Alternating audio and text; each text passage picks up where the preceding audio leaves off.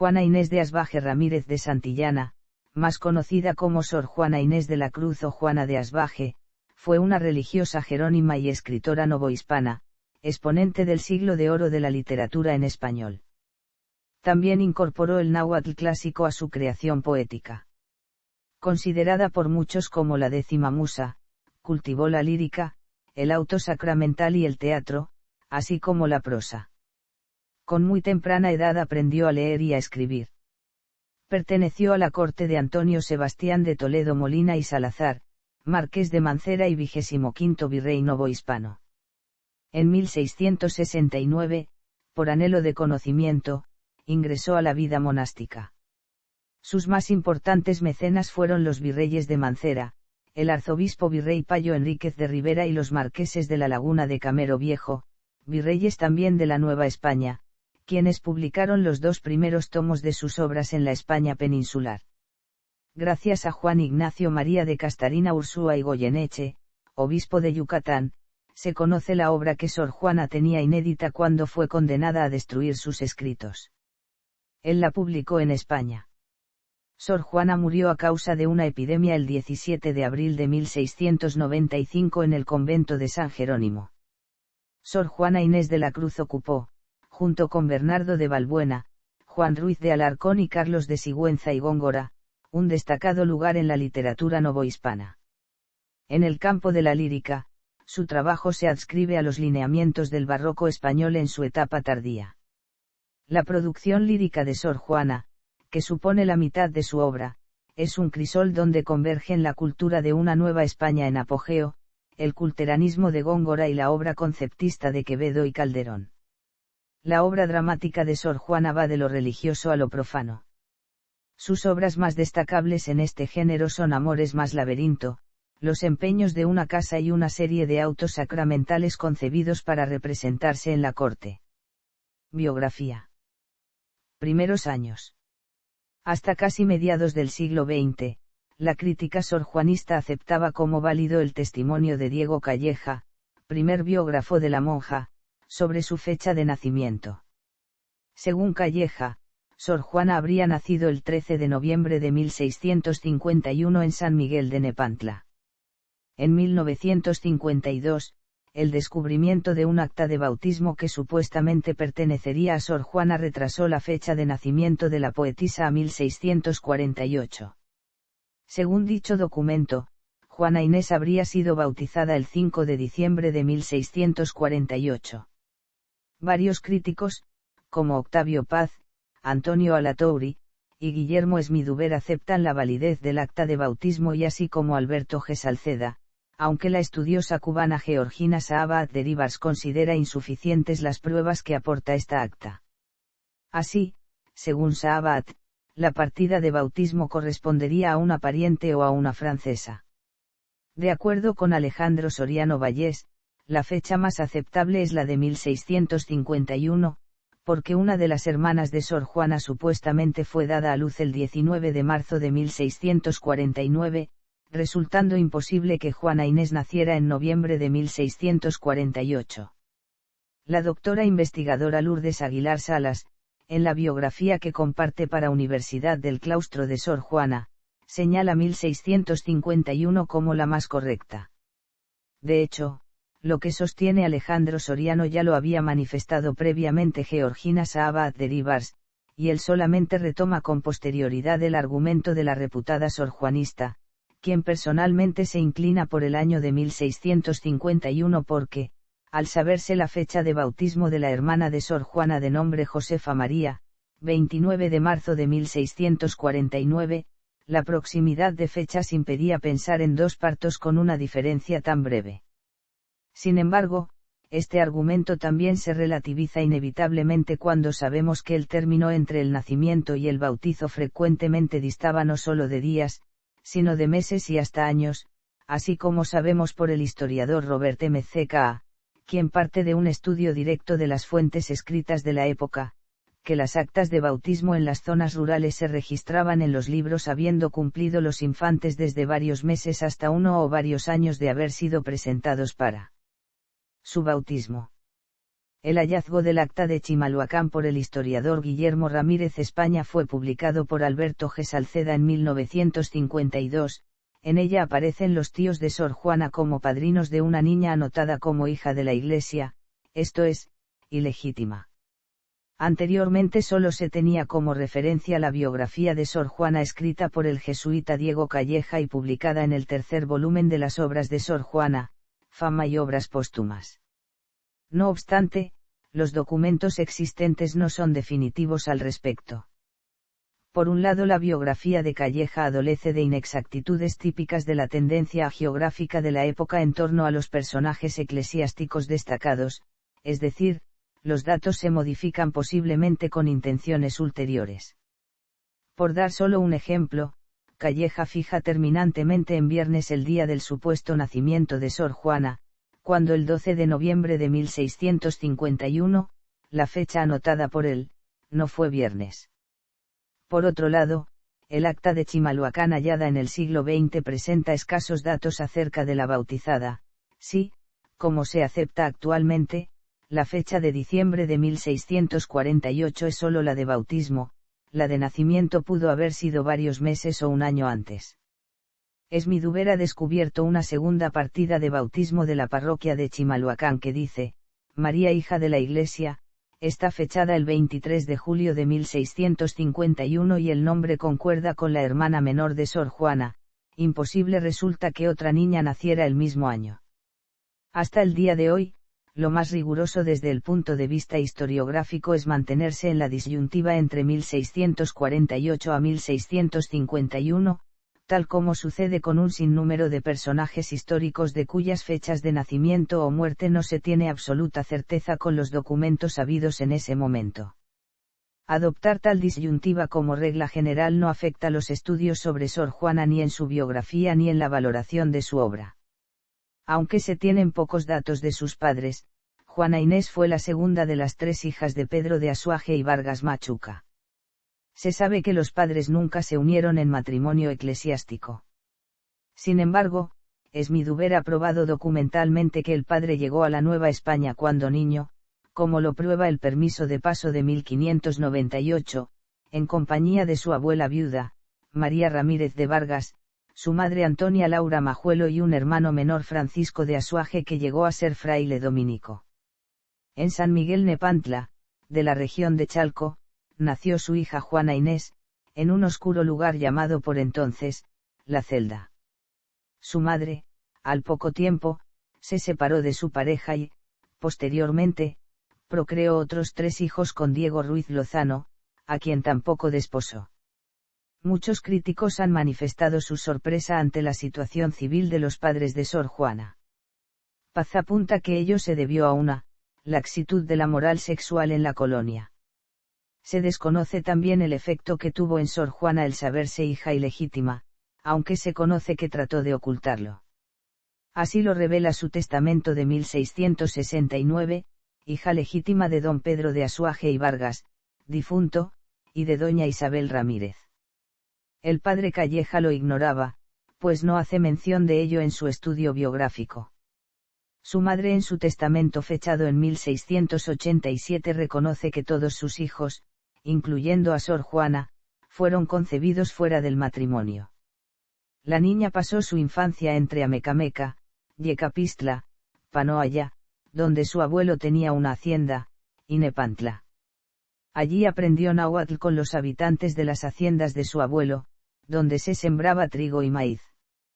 El abuelo de Sor Juana murió en 1656, por lo que su madre tomó las riendas de las fincas.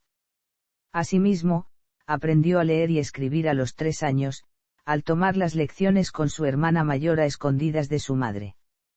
Pronto inició su gusto por la lectura, gracias a que descubrió la biblioteca de su abuelo y se aficionó a los libros. Aprendió todo cuanto era conocido en su época, es decir, leyó a los clásicos griegos y romanos, y la teología del momento. Su afán por saber era tal que intentó convencer a su madre de que la enviase a la universidad disfrazada de hombre, puesto que las mujeres no podían acceder a esta. Se dice que al estudiar una lección, cortaba un pedazo de su propio cabello si no la había aprendido correctamente, pues no le parecía bien que la cabeza estuviese cubierta de hermosuras si carecía de ideas. A los 8 años, entre 1657 y 1659, ganó un libro por una loa compuesta en honor al Santísimo Sacramento, según cuenta su biógrafo y amigo Diego Calleja. Este señala que Juana Inés radicó en la Ciudad de México desde los 8 años, aunque se tienen noticias más veraces de que no se asentó allí sino hasta los 13 o 15. Adolescencia. Juana Inés vivió con María Ramírez, hermana de su madre, y con su esposo Juan de Mata. Posiblemente haya sido alejada de las haciendas de su madre a causa de la muerte de su abuelo materno. Aproximadamente vivió en casa de los Mata unos 8 años, desde 1656 hasta 1664. Entonces comienza su periodo en la corte, que terminará con su ingreso a la vida religiosa. Entre 1664 y 1665, ingresó a la corte del virrey Antonio Sebastián de Toledo, marqués de Mancera. La virreina, Leonor de Carreto, se convirtió en una de sus más importantes mecenas. El medio ambiente y la protección de los virreyes marcarán decisivamente la producción literaria de Juana Inés. Por entonces ya era conocida su inteligencia y su sagacidad, pues se cuenta que, por instrucciones del virrey, un grupo de sabios humanistas la evaluaron, y la joven superó el examen en excelentes condiciones. La corte virreinal era uno de los lugares más cultos e ilustrados del virreinato. Solían celebrarse fastuosas tertulias a las que acudían teólogos, filósofos, matemáticos, historiadores y todo tipo de humanistas, en su mayoría egresados o profesores de la Real y Pontificia Universidad de México. Allí, como dama de compañía de la virreina, la adolescente Juana desarrolló su intelecto y sus capacidades literarias. En repetidas ocasiones escribía sonetos, poemas y elegías fúnebres que eran bien recibidas en la corte. Chávez señala que a Juana Inés se le conocía como la muy querida de la virreina, y que el virrey también le tenía un especial aprecio. Leonor de Carreto fue la primera protectora de la niña poetisa. Poco se conoce de esta etapa en la vida de Sor Juana, aunque uno de los testimonios más valiosos para estudiar dicho periodo ha sido la respuesta a Sor Filotea de la Cruz. Esta ausencia de datos ha contribuido a que varios autores hayan querido recrear de manera casi novelesca la vida adolescente de Sor Juana, suponiendo muchas veces la existencia de amores no correspondidos. Periodo de madurez.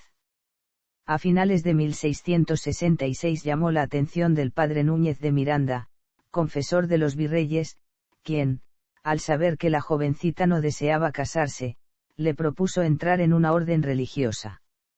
Aprendió latín en 20 lecciones impartidas por Martín de Olivas y probablemente pagadas por Núñez de Miranda. Después de un intento fallido con las carmelitas, cuya regla era de una rigidez extrema que la llevó a enfermarse, ingresó en la Orden de San Jerónimo, donde la disciplina era algo más relajada, y tenía una celda de 2 pisos y sirvientas. Allí permaneció el resto de su vida, pues los estatutos de la orden le permitían estudiar, escribir, celebrar tertulias y recibir visitas, como las de Leonor de Carreto, que nunca dejó su amistad con la poetisa.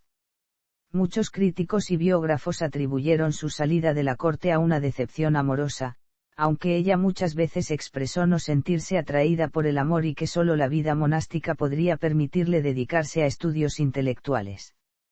Se sabe que Sor Juana recibía un pago de la Iglesia por sus villancicos, como también lo obtenía de la corte al prepararlo a sus otros espectáculos.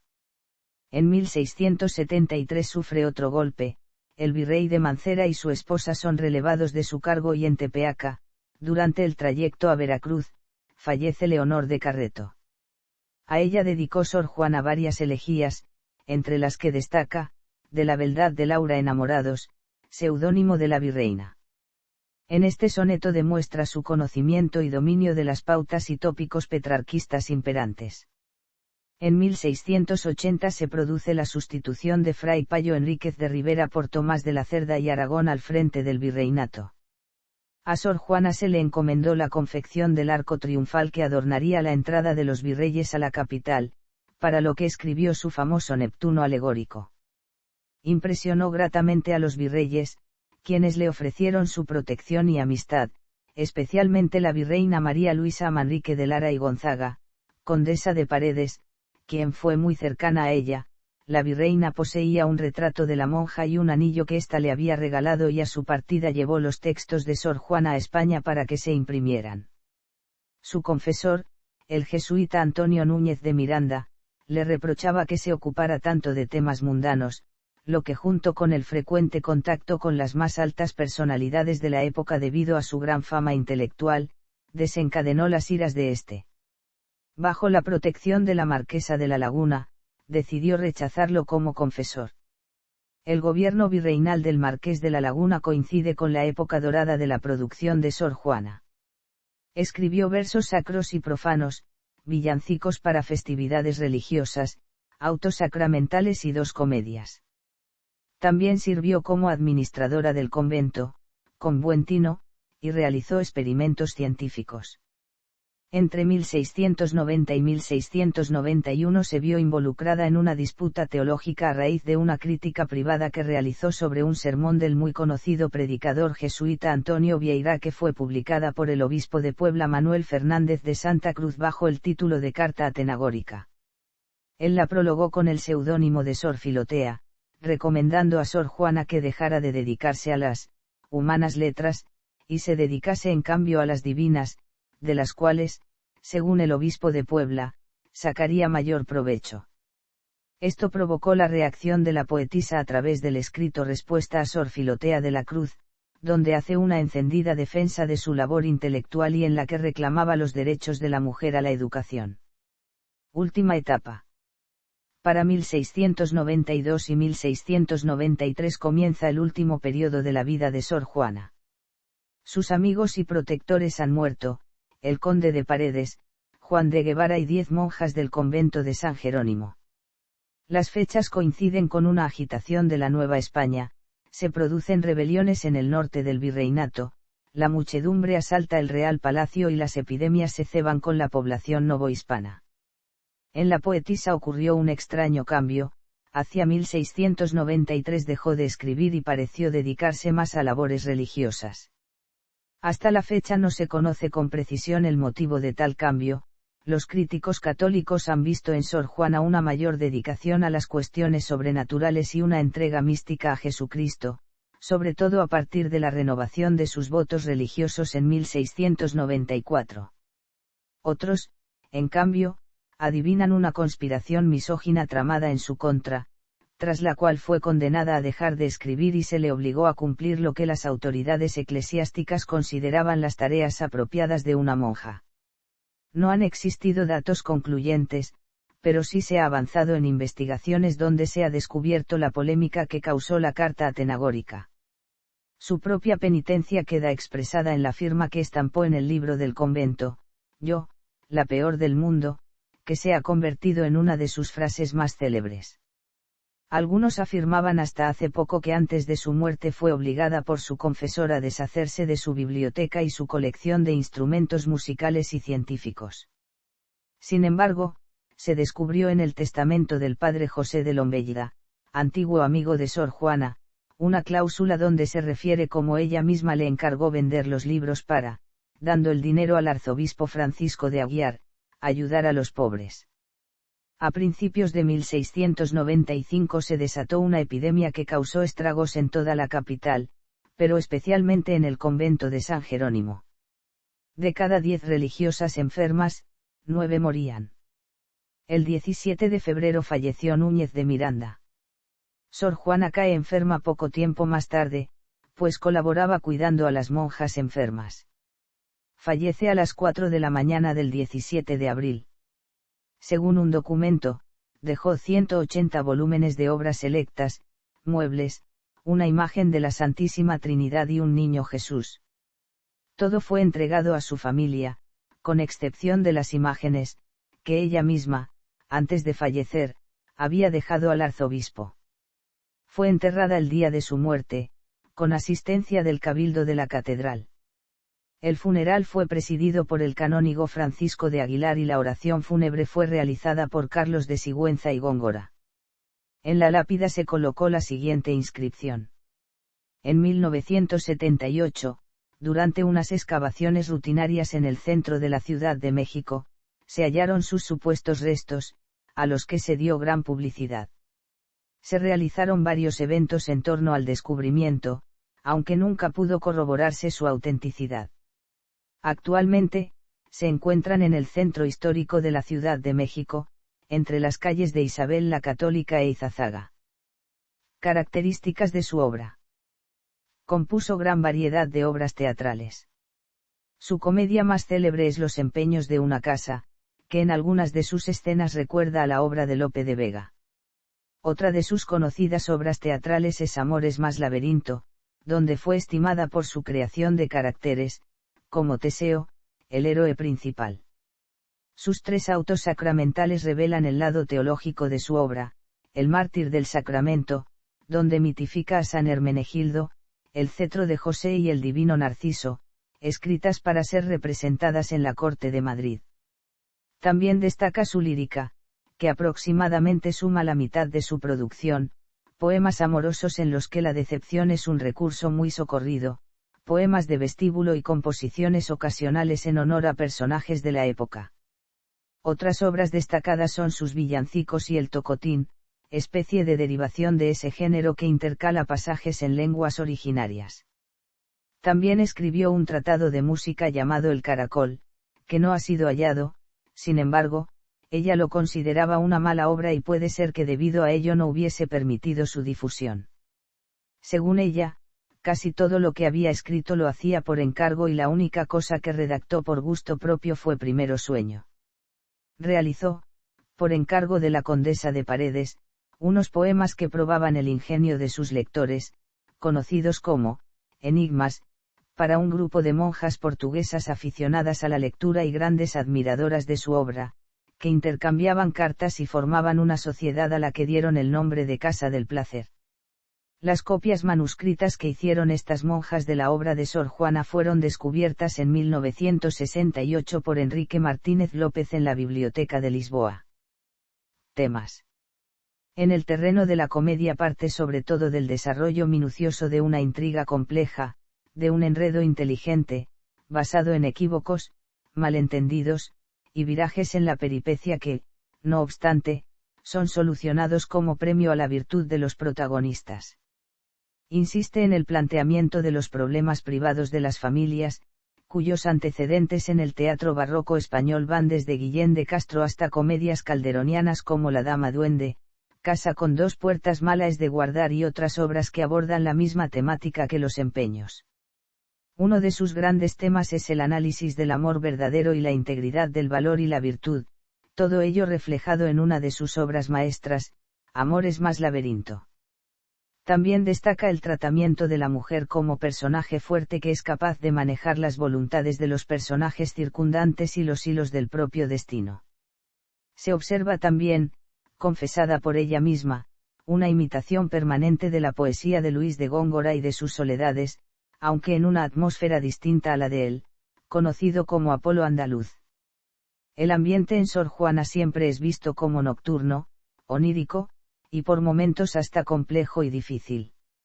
En este sentido, Primero Sueño y toda su obra lírica, abordan la vasta mayoría de las formas de expresión, formas clásicas e ideales que se advierten en toda la producción lírica de la monja de San Jerónimo. En su carta atenagórica, rebate punto por punto lo que consideraba tesis erróneas del jesuita Vieira.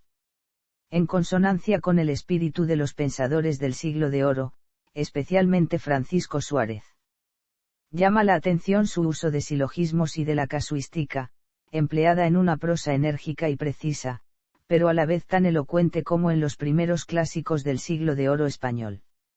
Ante la recriminación hecha por el obispo de Puebla a raíz de su crítica a Vieira, no se abstiene de contestar al jerarca. En la respuesta a Sor Filotea de la Cruz se adivina la libertad de los criterios de la monja poetisa, su agudeza y su obsesión por lograr un estilo personal, dinámico y sin imposiciones. Estilo. El estilo predominante de sus obras es el barroco.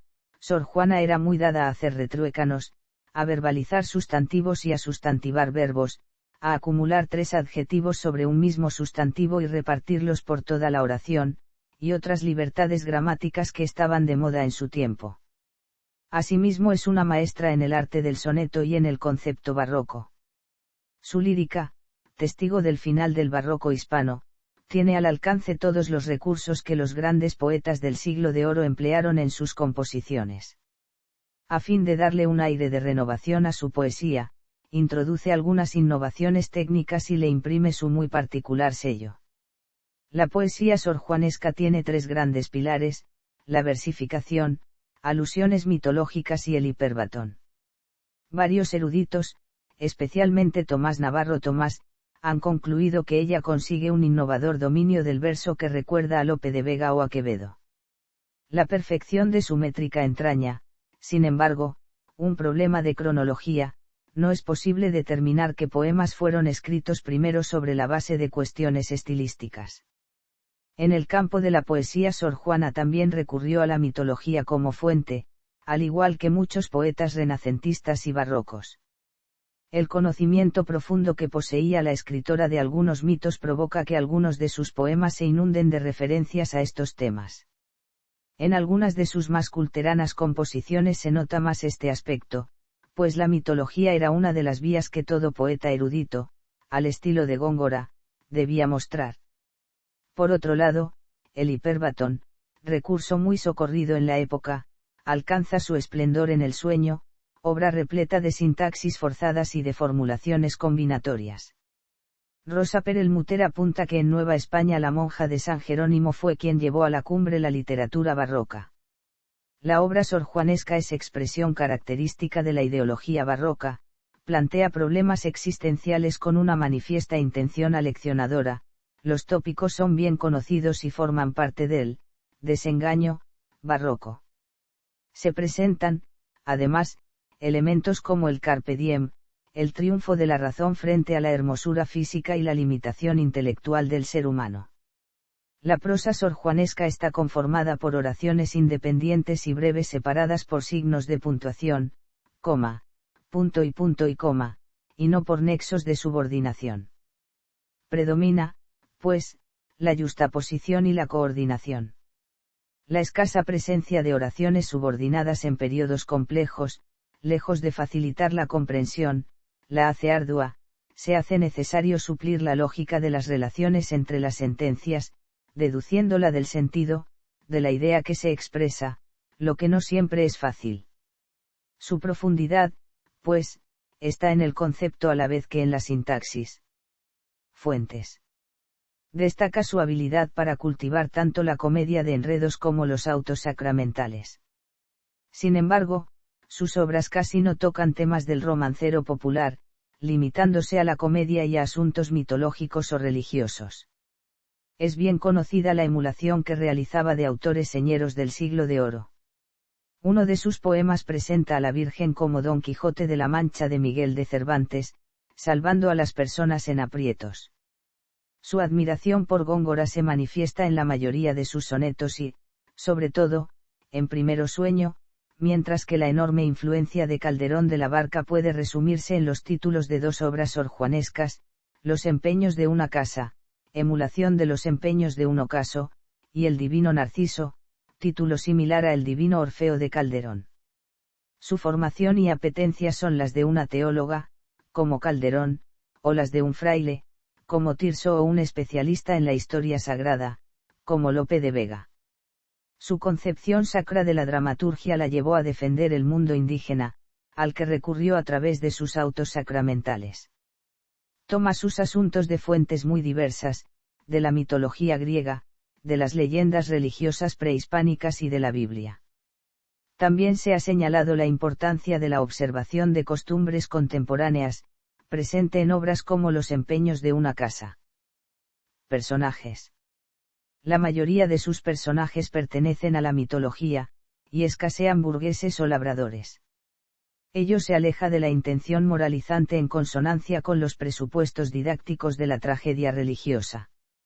En su obra destaca la caracterización psicológica de los personajes femeninos, muchas veces protagonistas, siempre inteligentes y finalmente capaces de conducir su destino, pese a las dificultades con que la condición de la mujer en la estructura de la sociedad barroca lastra sus posibilidades de actuación y decisión.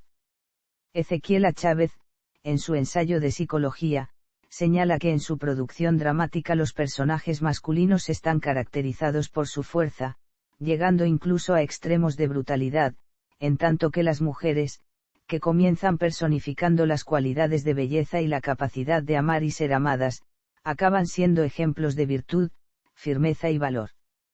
Los autos sacramentales de Sor Juana, especialmente el cetro de José, incluyen gran cantidad de personajes reales, José y sus hermanos, e imaginarios, como la personificación de diversas virtudes. El patriarca José aparece como la prefiguración de Cristo en Egipto.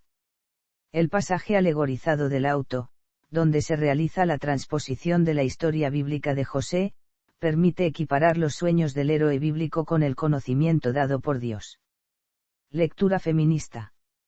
Desde ópticas críticas modernas se enmarca la figura y la obra de Sor Juana en el feminismo. La académica Doura Cisians, que recupera a mediados de los años 20 y 30 del siglo XX en EU. La figura olvidada de Sor Juana la considera la primera feminista en el Nuevo Mundo. Destacan especialmente dos textos: Respuesta a Sor Filotea de la Cruz, donde defiende el derecho de la mujer a la educación y al acceso al conocimiento, y la redondilla Hombres Necios, donde cuestiona la hipocresía masculina de la época. Para el académico mexicano Antonio Alatouri, la redondilla satírica en cuestión carece de rastros feministas y ofrece, más bien, un ataque moral señalando la hipocresía de los hombres seductores, cuyos precedentes pueden encontrarse en autores como Juan Ruiz de Alarcón. No era nada nuevo atacar la hipocresía moral de los hombres con respecto a las mujeres. La respuesta solo se limita a exigir el derecho a la educación de la mujer, pero restringiéndose a las costumbres de la época. Se trata de una crítica directa y una defensa personal, a su derecho al saber, al conocimiento, a la natural inclinación por el saber que le otorgó Dios. Una autora que niega el feminismo en dicha obra es Stephanie Marrim, quien señala que no puede hablarse de feminismo en la obra de la monja, pues solo se limitó a defenderse. Las alusiones feministas de su obra son estrictamente personales, no colectivas. Según Alatouri, Sor Juana decidió neutralizar simbólicamente su sexualidad a través del hábito de monja. Sobre el matrimonio y su ingreso al convento, la respuesta, afirma. De acuerdo con la mayoría de los filólogos, Sor Juana abogó por la igualdad de los sexos y por el derecho de la mujer a adquirir conocimientos. Alatouri lo reconoce: Sor Juana la pionera indiscutible del movimiento moderno de liberación femenina. En esta misma línea, la estudiosa Rosa Perelmuter analiza diversos rasgos de la poesía sorjuanesca, la defensa de los derechos de la mujer, sus experiencias personales y un relativo rechazo por los varones. Perelmuter concluye que Sor Juana privilegió siempre el uso de la voz neutra en su poesía, a fin de lograr una mejor recepción y crítica. Según Patricia Saldarriaga, Primero Sueño, la obra lírica más famosa de Sor Juana, incluye sendas alusiones a fluidos corporales femeninos como la menstruación o la lactancia. En la tradición literaria medieval se creía que el flujo menstrual alimentaba al feto y luego se convertía en leche materna. Esta coyuntura es aprovechada por la poetisa para recalcar el importantísimo papel de la mujer en el ciclo de la vida, creando una simbiosis que permita identificar el proceso con un don divino. Marcelino Menéndez Pelayo y Octavio Paz consideran que la obra de Sor Juana rompe con todos los cánones de la literatura femenina. Desafía el conocimiento, se sumerge por completo en cuestiones epistemológicas ajenas a la mujer de esa época y muchas veces escribe en términos científicos, no religiosos. De acuerdo con Electa Arenal, toda la producción de Sor Juana, especialmente el sueño y varios sonetos, reflejan la intención de la poetisa por crear un universo, al menos literario, donde la mujer reinara por encima de todas las cosas. El carácter filosófico de estas obras le confiere a la monja la oportunidad invaluable de disertar sobre el papel de las mujeres, pero apegándose a su realidad social y a su momento histórico. Obras. Dramática. Además de las dos comedias aquí reseñadas, se ha atribuido a Sor Juana la autoría de un posible final de la comedia de Agustín de Salazar, la Segunda Celestina. En la década de 1990 Guillermo Esmiduber encontró una suelta que contenía un final diferente al que se conocía y propuso que esas 1000 líneas eran de Sor Juana. Algunos sorjuanistas han aceptado la coautoría de Sor Juana, entre ellos Octavio Paz, Georgina Sabat Rivers y Luis Leal. Otros, como Antonio Alatouri y José Pascual Buxó, la han refutado. Y la Segunda Celestina _i. None. Y los empeños de una casa _i. None. Y Amores más laberinto _i. None. Autos sacramentales. Desde finales del siglo XVIII hasta mediados del siglo XIX el género del auto sacramental permaneció casi en el olvido. La prohibición de representarlos en 1765 condujo a que la crítica lo señalara como una deformación del gusto y a un atentado contra los principios del catolicismo. Al romanticismo alemán se debe la revaloración del auto sacramental y el interés por estudiar el tema, lo que llevó a señalar su importancia en la historia de la literatura española. En la Nueva España el auto sacramental comenzó a representarse inmediatamente después de la conquista, pues era un medio útil para lograr la evangelización de los indígenas. Sor Juana escribió por encargo de la Corte de Madrid 3 autos, el Divino Narciso, el Cetro de José y el Mártir del Sacramento, cuyos temas abordan la colonización europea de América. Aquí Sor Juana retoma recursos del teatro de Pedro Calderón de la Barca y las usa para crear pasajes líricos de gran belleza. Y el Divino Narciso _i. None. Y el Cetro de José _i. None. Y el Mártir del Sacramento _i. None. Lírica. Poesía amorosa. Y Primero sueño _i. None. La intuición. La fantasía a partir del de Anima de Aristóteles. Otros. Prosa. Y Neptuno alegórico _i. None. Y Carta atenagórica _i. None. Y Respuesta a Sor Filotea de la Cruz _i. None. Y Protesta de la Fe _i. None. Loas. Villancicos. Documentos biográficos. Obras perdidas. Crítica y legado. Sor Juana aparece hoy como una dramaturga importantísima en el ambiente hispanoamericano del siglo XVII. En su época, sin embargo, es posible que su actividad teatral ocupase un lugar secundario. Aunque sus obras se publicaron en el tomo segundo, el hecho de que las representaciones estuvieran restringidas al ambiente palaciego dificultaba su difusión, al contrario de lo que sucedió con su poesía. La literatura del siglo XVIII, principalmente, alabó la obra de Sor Juana e instantáneamente la incluyó entre los grandes clásicos de la lengua española. 2 ediciones de sus obras y numerosas polémicas avalan su fama. En el siglo XIX, la popularidad de Sor Juana fue diluyéndose, como lo prueban varias expresiones de intelectuales decimonónicos. Joaquín García y Cazbalceta habla de una absoluta depravación del lenguaje, Marcelino Menéndez Pelayo, de la pedantería arrogante de su estilo barroco y José María Vigil de un enmarañado e insufrible gongorismo. A partir del interés que la generación del 27 suscitó por Góngora, literatos de América y España comenzaron la revaloración de la poetisa. Desde Amado Nebot hasta Octavio Paz, pasando por Alfonso Reyes, Pedro Enríquez Ureña, Hermilo Abreu Gómez, Xavier Villaurrutia, José Gorostiza, Ezequiel A. Chávez, Karl Bosler, Ludwig Fandl y Robert Ricard, diversos intelectuales han escrito sobre la vasta obra de Sor Juana. Todos estos aportes han permitido reconstruir, más o menos bien, la vida de Sor Juana, y formular algunas hipótesis, hasta entonces no planteadas, sobre los rasgos característicos de su producción. A fines del siglo XX se descubrió lo que se considera una aportación sorjuanesca a la Segunda Celestina, propuesta por Paz y Guillermo Esmiduber, al mismo tiempo que Elías Trabul se daba a conocer la Carta de Serafina de Cristo, atribuida a Sor Juana. Ambos documentos han desatado una acre polémica, aún sin resolución, entre los expertos en Sor Juana. Tiempo después se difundió el proceso del clérigo Javier Palavicino, quien elogió a Sor Juana en 1691 y defendió el Sermón de Vieira.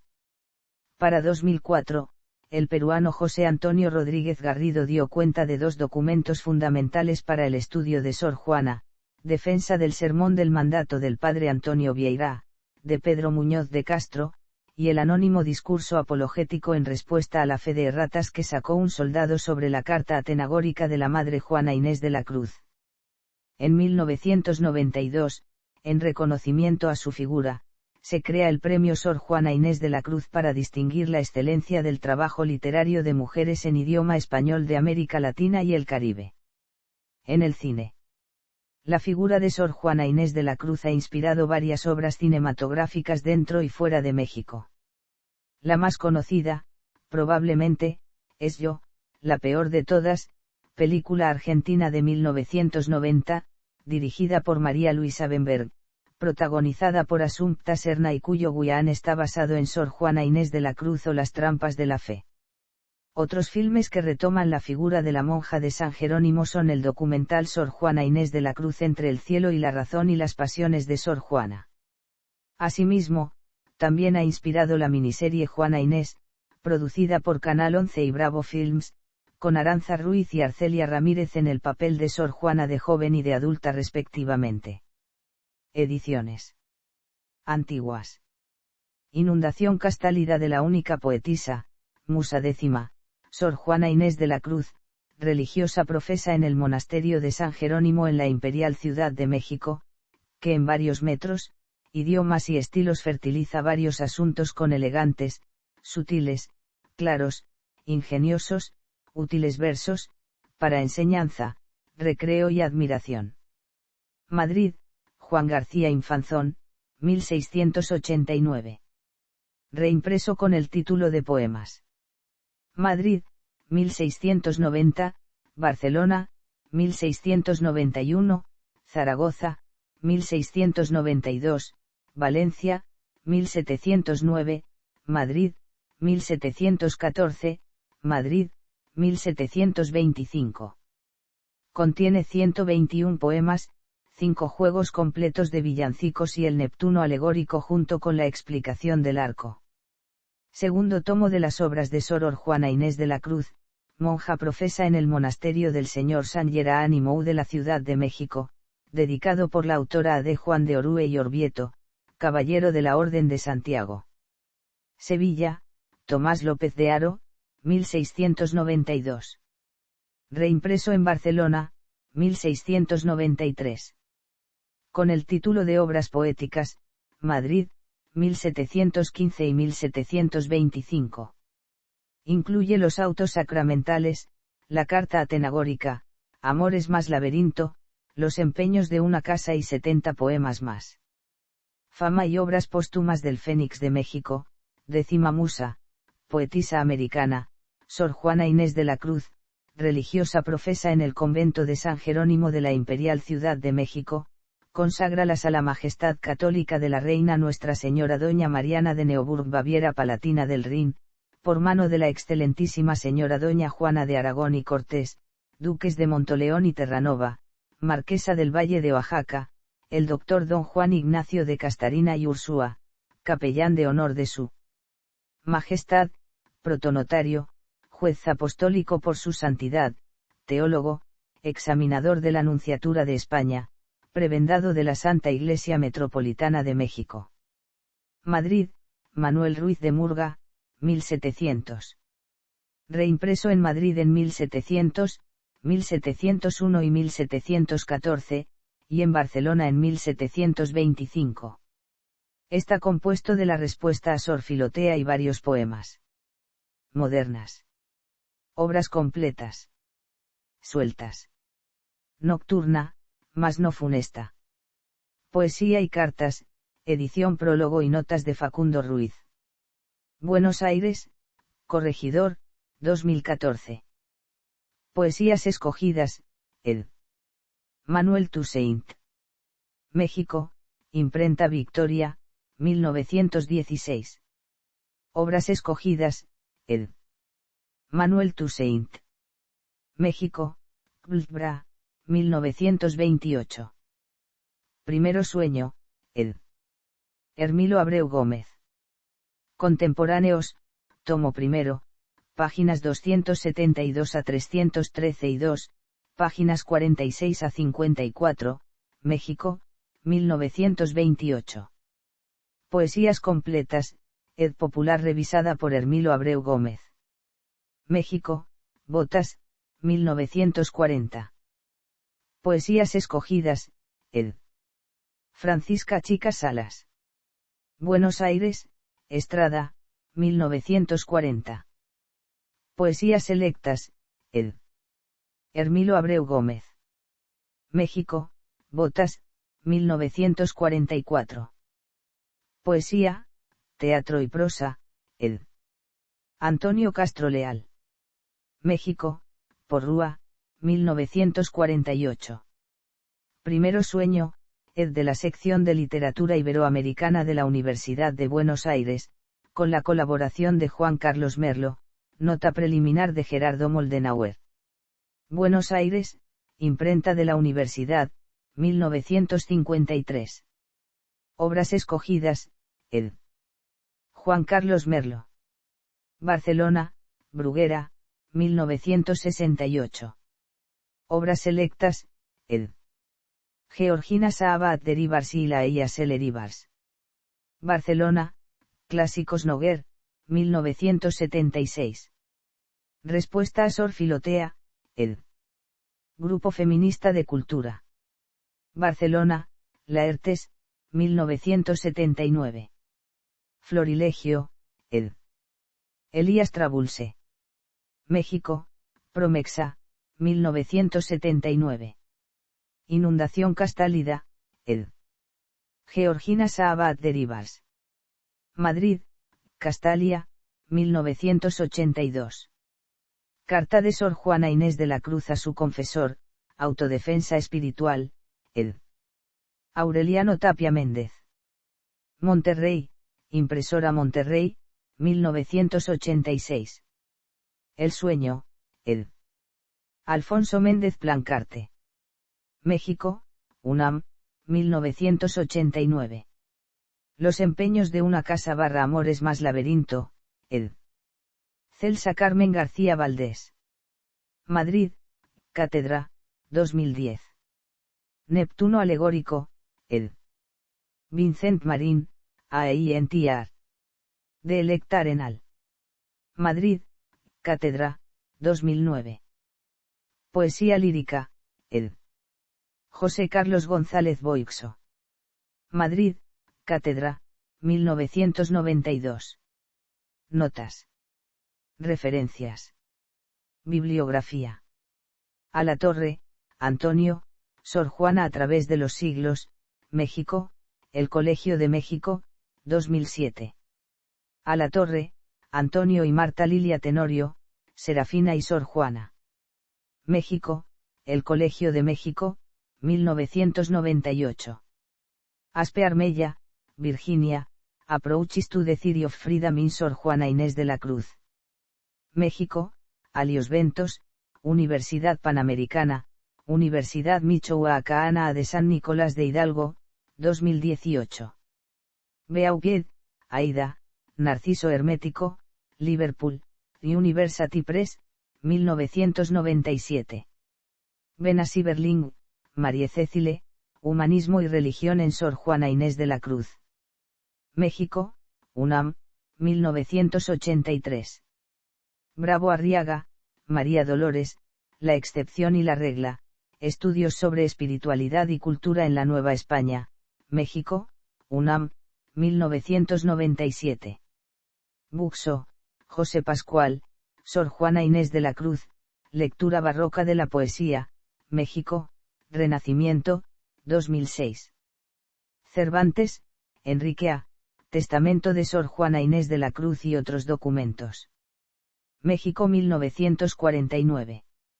Chávez, Ezequiel, Sor Juana Inés de la Cruz, Ensayo de Psicología, México, Porrúa, 1970. ISBN 9700726541. García Valdés, Celsa Carmen, Los empeños de una casa / Amores más laberinto, Madrid, Cátedra, 2010. ISBN 8437626471. Gaos, José. El sueño de un sueño, en Historia Mexicana, 10, Julsep, 1960, 54-71. González Boixo, José Carlos, Poesía lírica, Madrid, Cátedra, 1992. Jauregui, Carlos a Cannibalism, The Eucharist, and Criollo Subjects. In Creole Subjects in the Colonial Americas, Empires, Texts, Identities Ralph Bauer y José Amasotti. Chapel Hill, Oumouhundrow Institute of Early American History y Culture, Williamsburg, Va, of North Carolina Press, 2009. 61-100 Link to Article. El plato más sabroso, Eucaristía, plagio diabólico, y la traducción criolla del caníbal. Colonial Latin American Review 12, 2, 199-231 in Spanish. Link to Article.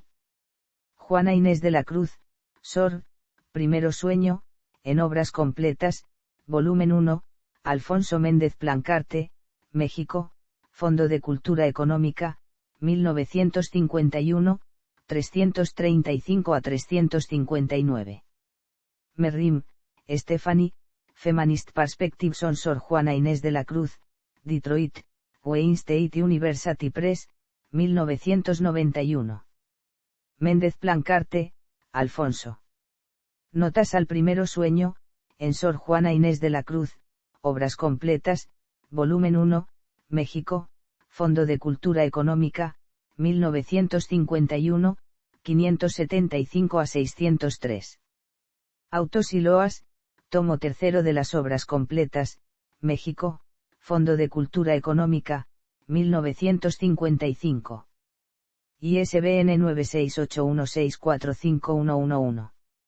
Nervo, Amado, Juana de Asbaje, 1910. Olivares Zorrilla, Rocío. El sueño y la emblemática, en literatura mexicana, Vi, 2, México, Instituto de Investigaciones Filológicas, UNAM, 1995, 367-398. / en Biblioteca Virtual Miguel de Cervantes. Los tópicos del sueño y del microcosmos, la tradición de Sor Juana, en Sor Juana Inés de la Cruz y las vicisitudes de la crítica, ed. de José Pascual Buxó, México, Instituto de Investigaciones Bibliográficas, UNAM, 1998, 179-211. / en Biblioteca Virtual Miguel de Cervantes. Tradición de la poesía visionaria y emblemática mística y moral en el Primero Sueño, de Sor Juana, en Florilegio de Estudios de Emblemática. A Florilegium of Studies on Emblematics. Actas del Bicongreso Internacional de Emblemática de The Society for Emblem Studies. Proceedings of the 68th International Conference of the Society for Emblem Studies, ed. de Sagrario López Poza, La Coruña, Sociedad de Cultura Valle Inclán, 2004, 553-558. / en Biblioteca Virtual Miguel de Cervantes.